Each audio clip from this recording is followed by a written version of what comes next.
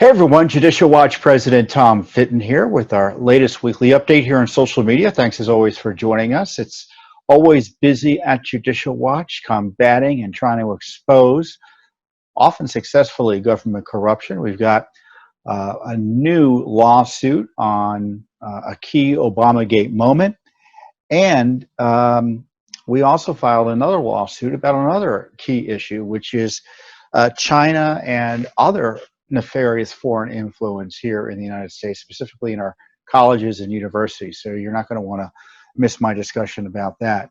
But first up is the Obamagate crisis, which continues. It's a crisis of in two levels. First of all, we have this scandal that's never been matched in American history. It's the worst government corruption scandal in American history, which is the illicit spying on President Trump, then candidate Trump and his team, and then the continuation of the harassment through the Trump administration based on knowing lies about his alleged involvement and his team's alleged involvement with the Russians. They all knew it was a lie. They all knew it wasn't true, yet they continued to harass him. And in the case of General Flynn, they lied and withheld information in an effort to put him in jail under false pretenses. They coerced him into pleading guilty to a lie he didn't commit, and they know he didn't commit. And they tried to put an innocent man in jail.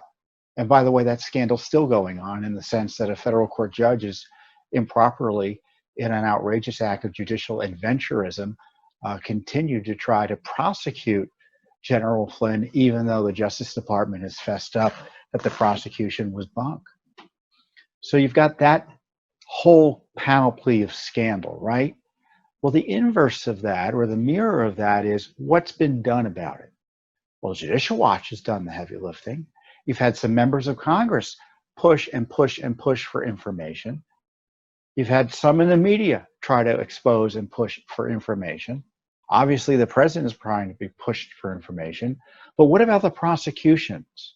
There's been no prosecution of any figure associated with the illicit spying, the criminal activity directed at President Trump and his team.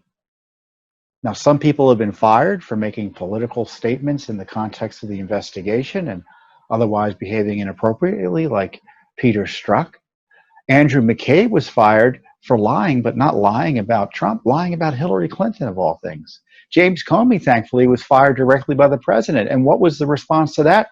To try to fraudulently investigate him with the Mueller investigation. So that's the crisis. You've got the Obamagate crisis and then the failure to address it crisis. Now, we're supposed to believe that John Durham's going to be doing all sorts of things, right? Well, I don't believe it. I believe certain low-level officials will be prosecuted, maybe Peter Strzok at the most. Certainly this Agent Kleinsmith, who texted Viva la Resistance and then got booted off the Mueller investigation for that. It turns out he allegedly altered a document from the CIA that confirmed that Carter Page was a patriot, and he altered it to say the opposite and then lied to the FISA courts about it. He may get prosecuted, but is Comey going to get prosecuted? I don't think so. Maybe, but I don't think so. McCabe, maybe. I don't think so, because I'm not seeing any of the normal indications that senior level officials like that have been targeted for prosecution, or let alone serious investigation. We've had Attorney General Barr already say that they're not investigating Obama and Biden. Why is that? We've got evidence they were involved in this criminal conspiracy. In the least, they should be questioned as witnesses. That's a scandal, frankly, that this Justice Department is literally protecting Obama and Biden from prosecution. Now, I know all the signals out. I know Mark Meadows, who was one of those intrepid members of Congress at the time who was trying to get information out. You know, he thinks we can expect and should rightly expect people to go to jail over what was done. But I'm not as nearly as hopeful as he is, in the sense that anything serious is going to be done. We may get as I told Lou Dobbs the other day, a zinger of a report That and $2 still won't get you a cup of coffee. Because in this day and age, negative IG reports, they don't mean anything for the targets. I mean, Comey, he doesn't care about all the negative IG reports. The media covers it up for him. He's writing another book. It's coming out in January. Andrew McCabe he was fired and faced prosecution. Outrageously, the Barr DOJ refused to prosecute him. He's on TV as an analyst. Lisa Page on TV as an analyst. I'm surprised Peter Strzok isn't either. Isn't too, I mean. We have new documents come out this week. Now these are some of the positive developments. John Ratcliffe declassified them. Clearly the Justice Department wasn't going to declassify it. I mean, still the Justice Department is a problem. Still. And these are the agent notes, agent report of that counterintelligence defensive briefing provided to then candidate Donald Trump and General Flynn and others for the Trump team in August of 2016. So, the candidates get briefings because they need to be read in to a certain extent as to what's happening. Now, we already know from the IG report that they used that briefing to spy on President Trump, then candidate Trump, and General Flynn. They misused the trust, abused the trust of the citizens and the candidate for president of the United States and his top team to spy on him. And of course, they didn't tell him, as they were obligated to do, about the Russia targeting, allegedly, that they thought was happening of his team. Now, you may recall that Judicial Watch uncovered the electronic communication that Strzok memo that he wrote himself to himself, authorizing himself to open a counterintelligence investigation, unprecedented in American history, on a candidate for president of the United States, based on gossip, innuendo, and smears. Quite obvious it was garbage. And based on that, they went and spied on then candidate Trump. So we have more details of that coming out. But of course, we've already known that. And why have they sat on these details for so long? Why has the Justice Department hidden them? Why did the FBI hide them? Because that's what they do. They're covering up for Obamagate. So every time I grow hopeful, or believe it or not, I'm an optimist. That's why I'm always outraged. So I'm always thinking, well, maybe something will happen, right? But then I think back and I look to see what the Justice Department concurrently is doing about this scandal in terms of transparency. We expect them to prosecute the very people they're protecting. And as I said to you before, we don't get documents. Congress does not get documents because the Justice Department is worried they're going to expose a criminal investigation. That's not the basis for the withholdings. There's a legal process we're going through. They're telling us they're too busy to turn the documents over and it's not important enough to rush it along. That's their position. We had these documents last week. I mean, it's bad enough they were spying on Trump as a candidate. We had documents come out last week, Peter Strzok emails, confirming to a 99.9% certitude that Strzok sought to use the counterintelligence briefings given to the president's team, the president of the United States, potentially to spy on him as part of his investigation. You don't think they would have done it? Well, look what they did with the campaign. They did it to him directly. The president is a crime victim. He was spied on directly by the Obama gang, and it continued as soon as he was elected president. When you look at these documents from the campaign briefing, they went in there and they were specifically writing down, Panetka, I think is the pronunciation of the FBI agent who produced the report with the approval of Peter Strzok and Klein Smith, the anti-Trumper. And they went in there and their goal was to take note of any time they mentioned anything about Russia. So the president and General Flynn, who has heroic experience in these areas are asking good faith, honest questions, and these creeps in the FBI are taking notes, thinking of ways to put them in jail and spying them. What a disgrace. What a disgrace. And have you heard FBI Director Wray express any outrage about any of this? Yeah, I know he says sometimes, oh yeah, those people don't work here anymore and we're doing our best to clean up. But I've never seen an ounce of moral outrage about what his FBI did. And as far as I'm concerned, I think they're still doing it. I don't trust them at all. I don't trust them at all. Because I haven't seen any accountability. And when you don't hold an agency accountable, they're going to keep on doing what they're doing. And by accountability, I mean prosecutions. If I were the president, I wouldn't let any of these people into my office. I really wouldn't. I don't trust them as far as I could throw them.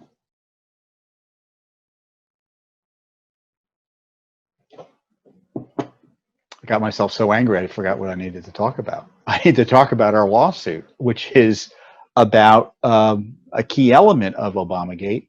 It's many ways it kind of tells you this event. It was the January 5th, 2017 meeting in the Oval Office of Barack Obama, where they discussed the dossier. It was salacious and unverified. We all know that was discussed. They discussed General Flynn. It looks like the notes show that Biden discussed the Logan Act in or around that meeting.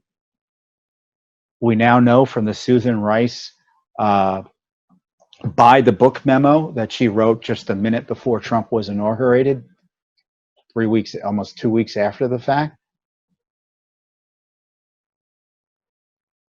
President Obama was the motivating force and the director of the FBI in this regard, in terms of targeting Flynn and targeting President Trump, asking whether they should be withholding information from the incoming president of the United States, withholding national security information from your successors about to come in 2 weeks. A malicious, seditious conspiracy. And he set up Comey like a wind-up toy and directed him at Trump. Comey went to Trump the next day with the salacious and verified dossier, not to warn President Trump, but to spy on him. He wanted to see his reactions again, like they did during that counterintelligence briefing in August the previous year.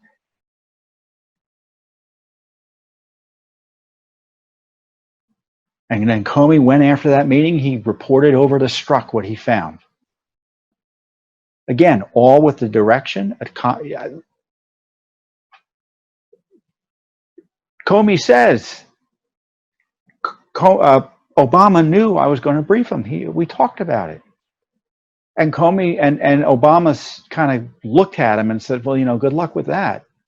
He didn't literally say it. He said he intimated it from his facial expressions. I mean, Comey's a real winner. And then, of course, they're talking about the Logan Act and General Flynn. And they knew at that meeting, because it's discussed in the Susan Rice memo that had been hidden by this Justice Department and this FBI,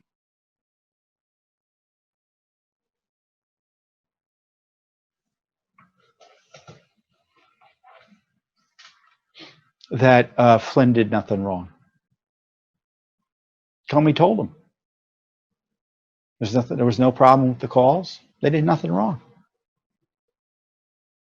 And of course, they had that FBI conclusion. Despite all the illegal spying, they still couldn't find anything on it. On General Flynn, and certainly President Trump.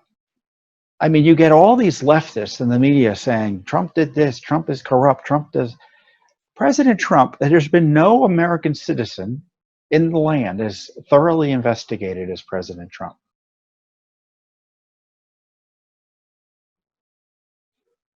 I mean, as a real estate developer, I mean, you presume there have been corners cut or something nefarious, with all due respect to real estate developers. But a New York real estate developer, we can laugh about what you think someone might find, and they couldn't find anything. He's the most ethical real estate developer in New York. It's pretty clear. And of course, he did nothing wrong as president. They tried to convert his complaining about the illegal activities of the FBI and DOJ into something nefarious. That's totalitarianism for you. You complain about government misconduct is evidence of criminal activity. But they tried to impeach him over that. Remember that. So what is judicial? So as I highlighted earlier, the Justice Department has made it clear they're not going to investigate this. That Barack Obama and Joe Biden get to skate from any inquiry about this criminal corruption I'm talking about. And I don't use the word criminal lightly. They haven't been convicted of a crime, but there's evidence that they committed crimes here.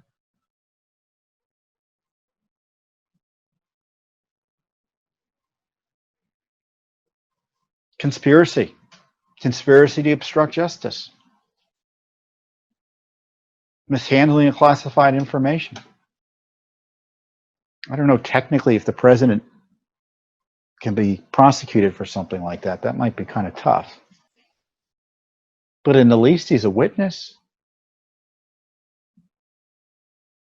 Why won't they question him? Why won't they question Obama? We just found out earlier this week that Christopher Steele, his people testified. I think either he did or a lawyer for him made the disclosure that Hillary Clinton was directly briefed, according to Steele, on his dossier efforts. I mean, that's no surprise to me. Why hasn't Hillary Clinton been questioned by Durham? Now, I know what you're thinking, or what some of you are thinking, is that maybe they did and we don't know about it. I give you that, but that's highly unlikely, and it doesn't comport with my experience in these matters, which is more significant than many other commentators talking about what they think is going to happen and all of that. So what do I think is going to happen? We're going to get a report from Durham and low-level prosecutions. I don't even know if it's going to happen before the election. Everyone says it's going to happen before the election. I wouldn't bet on that. But getting back to this Oval Office meeting, we sued just this week the FBI, the Justice Department, and the Office of Director of National Intelligence for information on this meeting.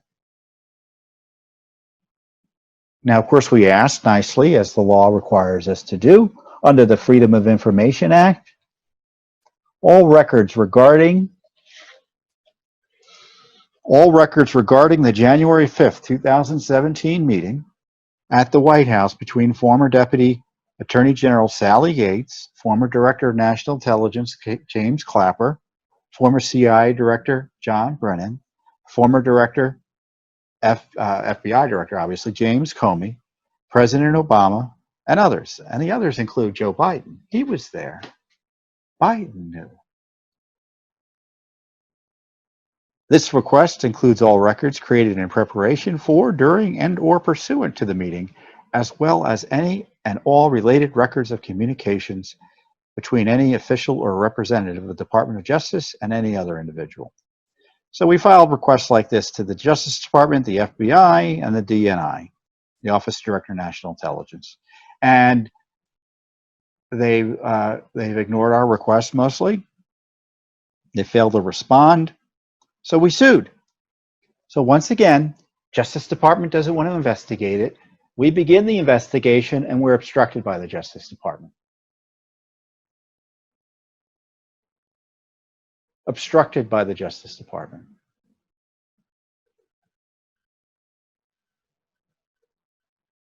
So I don't know how that comports with thinking they're going to do something big on Obamagate. Those documents I told you about, Peter Strzok wanting to use it to counterintelligence, briefings in the White House of senior people, maybe even the president, to spy on him, spy on Trump and everyone else. They withheld those documents from Congress. Congress didn't get them. Judicial Watch got them. So they're obstructing and stonewalling congressional investigations. Don't get me started about Hillary Clinton, how they're protecting her. Justice Department lawyers, and you know, we've been litigating this case for years. They are still coordinating and colluding with Hillary Clinton's lawyers against Judicial Watch. They, meaning the Justice Department attorneys working for General Barr. Why is Attorney General Barr's Justice Department working with Hillary Clinton to thwart Judicial Watch's inquiries into her emails and the related cover-ups? And we go into court. We're trying to get a little bit more discovery as to what the State Department was doing. The Justice Department comes in and opposes us. They've opposed us in our discovery that resulted in the deposition, the authorization of the deposition of Hillary Clinton. That's now on appeal. And what do the courts say?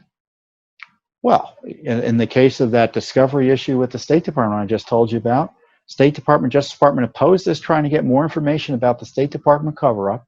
State Department, by the way, still refuses to search the State Department for Clinton's emails. Did you hear that? The State Department refuses to search the State Department for Clinton's emails. Yes, they searched an account or two, but not accounts in the State Department in a broad way.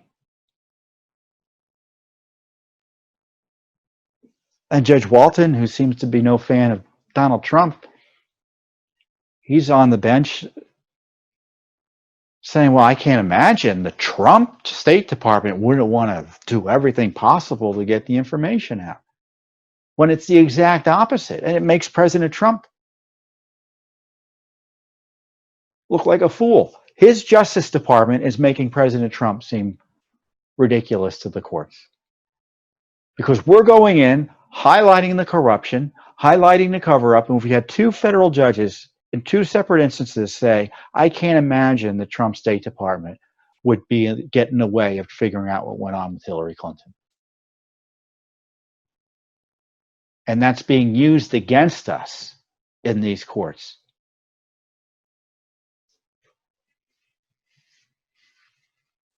And I know the president would be outraged at that, but that's what the State Department is doing to his reputation.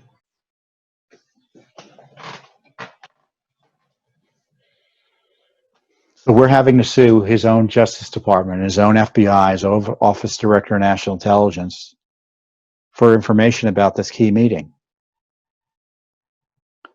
I'm not sure if we've requested these notes material from the CIA too. Probably have. We'll probably, you know, I don't know if we're going to sue there, but who knows? But we're doing right now more than the Justice Department, probably more than Congress. The media is completely lost.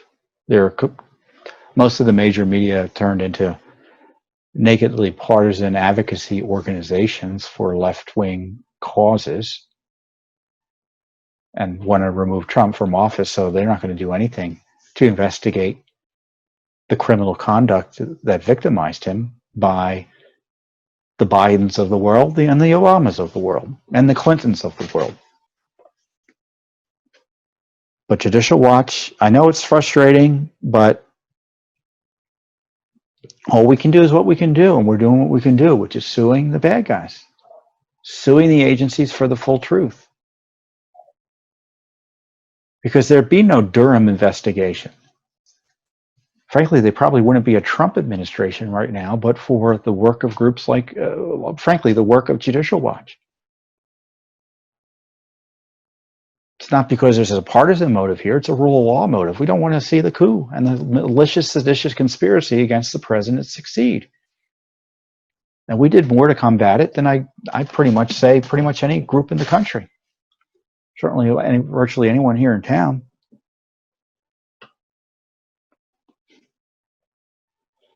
So you may have noticed, so I'm going to move on to another topic here, which is another threat to our republic. And I'll use this as a segue beforehand that I'm going to encourage you again to pre-order my book. It's a Judicial Watch book, so you'll be supporting Judicial Watch.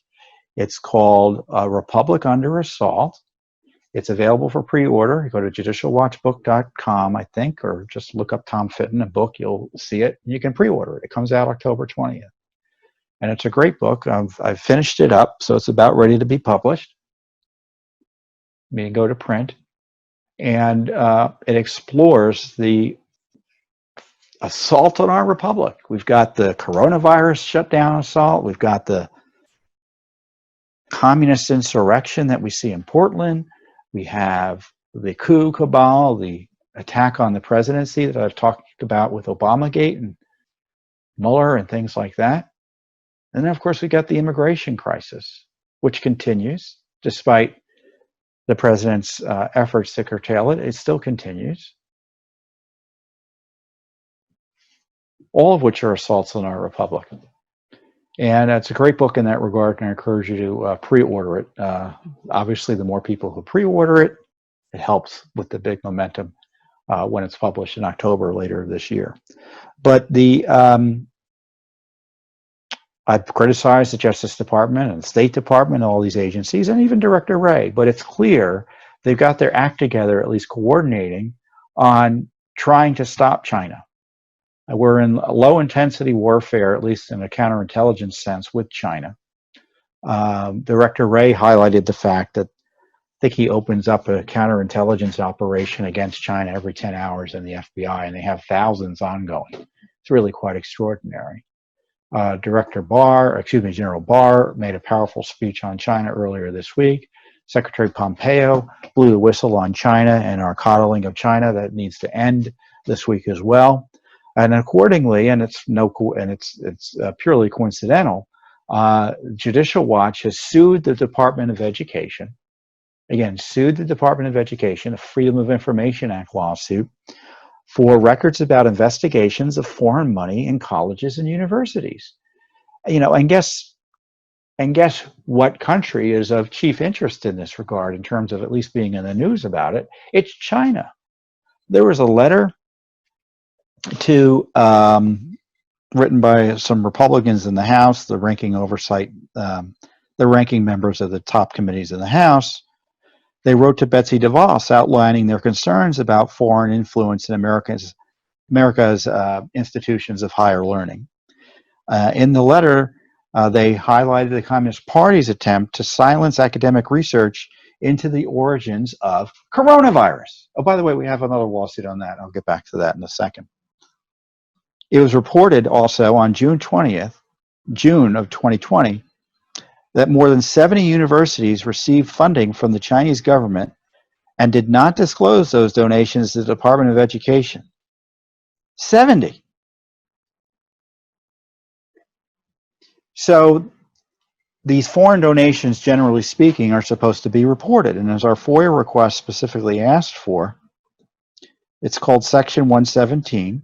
That's what the law is. That's the shorthand for the law. The Higher Education Act requires U.S. institutions of higher education receiving federal funding to report any gifts from or contracts with foreign sources with a value of $250,000 or more in a 12-month period.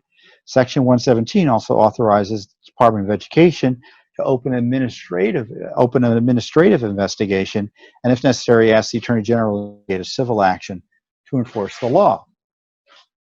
So the law has some teeth in it. And so what's going on? So we asked for records about communications between the department and all schools currently under Section 117 investigations regarding these foreign gifts. And remember, a lot of these people get money to provide, to open up campuses, a lot of these people. Some of these colleges and universities, I should be more exact, get gifts from foreign governments to open up campuses abroad. I'll give you an example of that soon. And we're asking for any preliminary findings or reports that cover all open and closed investigations of the department regarding false or misleading reporting of foreign gifts, etc. So this is a pretty good lawsuit. A, it was a great request. B, it's frustrating that we can't get answers. I think we asked for this information in May, and we get ignored. You know, sometimes we don't have to sue and we get documents, but pretty much if we want documents, we have to sue. Now, the problem that we have is we file thousands and thousands of Freedom of Information Act requests. I'm sure it's probably 5,000+ by now. And so we can only sue a percentage. We can only sue on a percentage of the requests that we don't get answers on. So we have to be, kind of careful where we pick. Is the case important? Is it an important public policy issue? Is the government really engaging in misconduct and hiding this information from us? I mean, if I had my druthers and we had 1 million lawyers, we'd sue every time we didn't get an answer. We'd flood the courts to enforce the rule of law. As it is, Judicial Watch is the #1 FOIA litigator in the country under the Freedom of Information Act. #1. We do more than anyone to enforce your right to know on matters like this. Separately, we filed a lawsuit, for instance, on behalf of the Zachor Institute, Zachor, Z-A-C-H-O-R. They filed a Texas Public Information Act request about potential influence by the Qatar government's funding of a Texas A&M University program, certain of Texas A&M programs, and the Texas A&M campus in Education City, Al Rayyan, Qatar. So Texas A&M, it looks like, got a bunch of money. Some people think, I think it looks like the Qatarans gave $1 billion to just 3 universities, and among the universities that received the portion of that money was Texas A&M. And so we had to file a petition to intervene on behalf of our client there. We won, but now there's another phase of the litigation the Qatarans are pursuing to try to hide the nature of their donations and details about their donations to this university.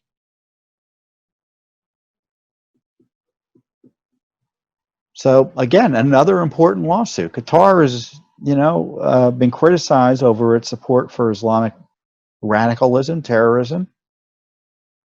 And so this is why the Qatar Legal Institute was asking, because they're concerned about anti-Semitism. So you've got the Chinese funding all sorts of universities and colleges. And it looks like they may be hiding it, the universities and colleges. You've got the Qatarans in court against Judicial Watch, and they're using some of the top-notch law firms, one of the top-notch law firms in the country in terms of reputation, best that money can buy, against little old Judicial Watch. We're still beating them.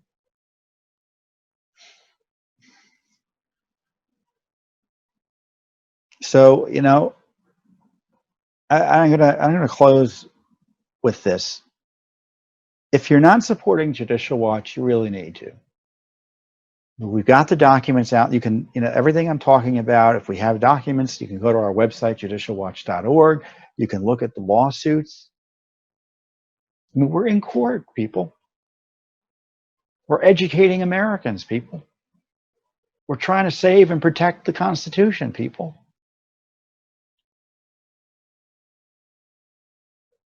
Day in and day out. And our work is even more important because I don't know how long we're going to be allowed to do it. I mean, we're facing a communist insurrection.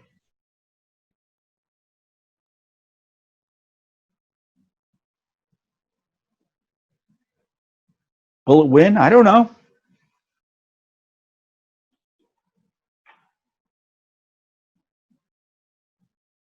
Do you think this crowd's going to allow Judicial Watch to litigate? Do you think they're going to allow you to express your First Amendment rights and pursue your First Amendment right to petition your government, which is what Judicial Watch does on your behalf in terms of lawsuits and requests for information and demands for accountability? Do you think the communist left is going to allow that to take place? No. Now, I don't say that to scare you in the sense it's going to happen tomorrow, but I just say it to highlight the fact that we have these precious, precious rights given to us by God,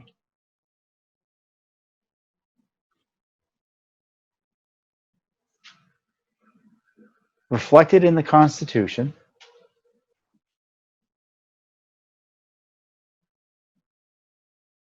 that includes self-government, consent of the government, the right to petition the government.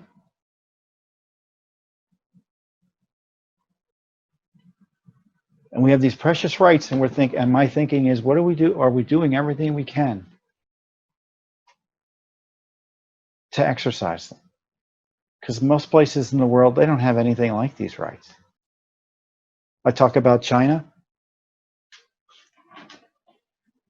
I bet you think the Chinese allow anything like this to take place? Of course not. They're communists.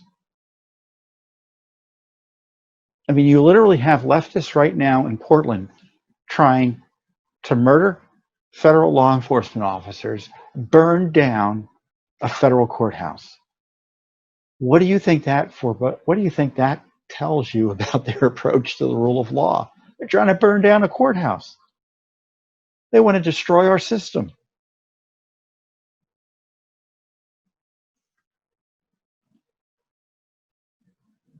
So when you see a group like Judicial Watch that kind of stands for our Constitution, stands for the rule of law, stands for our republic, I think you want to support it. And you should support Judicial Watch, obviously. So with that, I encourage you to support our work. No one's doing anything near like it, certainly not in quantity and quality. And I'm glad to see that, there are more groups on the right doing a bit more of this work in terms of litigating. I mean, we're not alone anymore, thankfully. We're still the big kahuna, but we're not alone. And believe it or not, there are a few honest liberals out there and liberal groups who want accountable government. They're genuine about it. And I don't share their politics or political outlook or philosophy on government, but I know they want more transparency. So yeah, maybe you don't like maybe we're too conservative for you. Maybe you don't like a strong national defense, economic liberty, individual freedom, strong respect for traditional religious and cultural values. Maybe that's not your cup of tea. But I do hope good government's your cup of tea, and I suspect it is. Because whenever you do polling, do you think government's too corrupt and all of that? It's liberals and conservatives agree. The last time we checked, we had many, many, many, many Democrats. I think a third.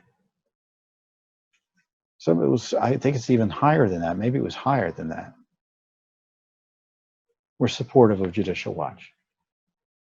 So we're nonpartisan. We don't intervene. We don't say vote for or against a candidate. We've been suing, ironically, the Trump administration for years. No one sued the Trump administration more than Judicial Watch. And no matter what happens next election, we'll be suing whoever the new president is, or we'll be suing the Trump administration again if the president's reelected. It doesn't matter. So I encourage you, again, to support our work, and I'll keep you updated on our battles to uncover the worst government corruption scandal in American history, Obamagate.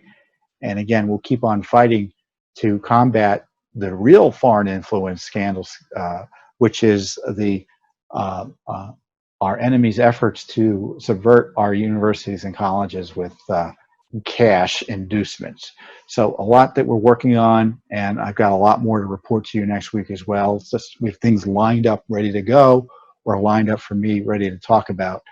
So be sure to tune in next week to the Judicial Watch Weekly Update. Have a great week.